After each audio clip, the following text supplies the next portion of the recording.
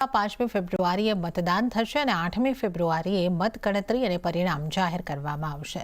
આજે મુખ્ય ચૂંટણી કમિશનરે પત્રકાર પરિષદમાં તારીખોની જાહેરાત કરી। દિલ્હીમાં ચૂંટણીનું નોટિફિકેશન 10મી જાન્યુઆરીએ જાહેર થશે। 17 જાન્યુઆરીએ નામાંકન માટેની છેલ્લી તારીખ હશે અને 20 જાન્યુઆરી નામાંકન પાછું ખેંચવાની છેલ્લી તારીખ હશે। મુખ્ય ચૂંટણી કમિશનરે કહ્યું છે કે રાજકીય નેતાઓ મતદાર યાદીમાં ગેરરીતિઓ અને ઈવીએમ સાથે ચેડાની ફરિયાદો કરતા રહે છે, પરંતુ આ આરોપોમાં કોઈ તથ્ય નથી।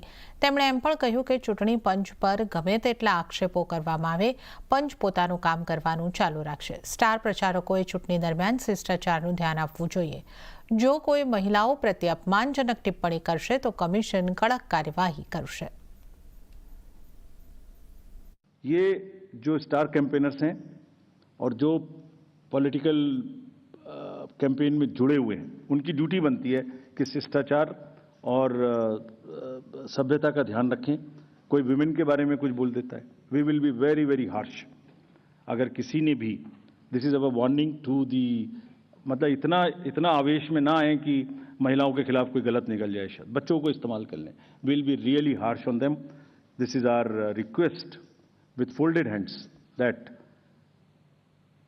कैंपेन का स्तर ऐसे न गिराएं जो नॉर्मल वोटर थोड़ा डिस्करेज हो जाए। लेट्स कीप दैट शालीनता इन माइंड। तो आ तरफ પોતાની પાર્ટી અને વિપક્ષના વધતા દબાણની વચ્ચે કેનેડાના વડાપ્રધાન જસ્ટિન ટ્રુડોએ અંતે રાજીનામું આપી દીધું છે। જો કે લિબરલ પાર્ટીના નવા નેતાની પસંદગી સુધી ટ્રુડો વડાપ્રધાન રહેશે। ટ્રુડોના રાજીનામા બાદ કેનેડાના આવનાર વડાપ્રધાન કોણ બનશે તેના ઉપર આશંકાઓ શરૂ થઈ ગઈ છે। આમાં ટોરેન્ટોના સાંસદ અને પૂર્વ નાયબ વડાપ્રધાન ક્રિસ્ટિયા ફ્રીલેન્ડ, પૂર્વ સેન્ટ્રલ બેન્કર માર્ક કોર્ની, પરિવહન મંત્રી અનિતા આનંદ અને વિદેશ મંત્રી મેલની જોલીનું નામ સામેલ છે।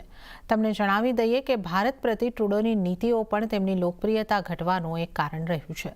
ટ્રુડોએ વગર નક્કર પુરાવાએ ખાલિસ્તાની નેતાની હત્યામાં ભારતનો હાથ ગણાવ્યો હતો, સાથે તાજેતરમાં ભારતીય વિદ્યાર્થીઓની મુશ્કેલીઓ પણ વધારી હતી।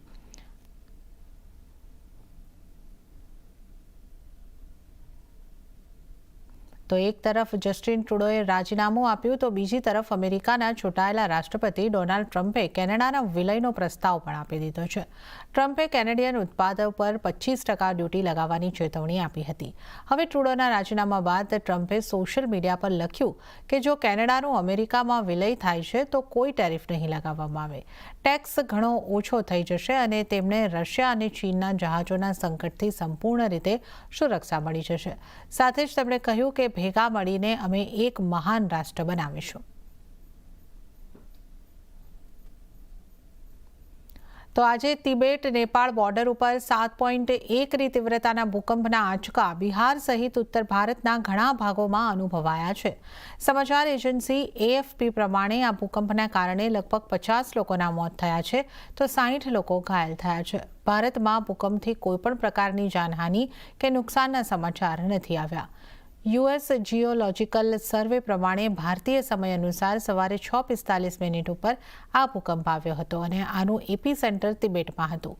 જમીનથી 10 કિલોમીટર નીચે સ્થિત એપી સેન્ટર નેપાળના લુબુચેથી 93 કિલોમીટરની ઉત્તર પૂર્વ તરફ હતું।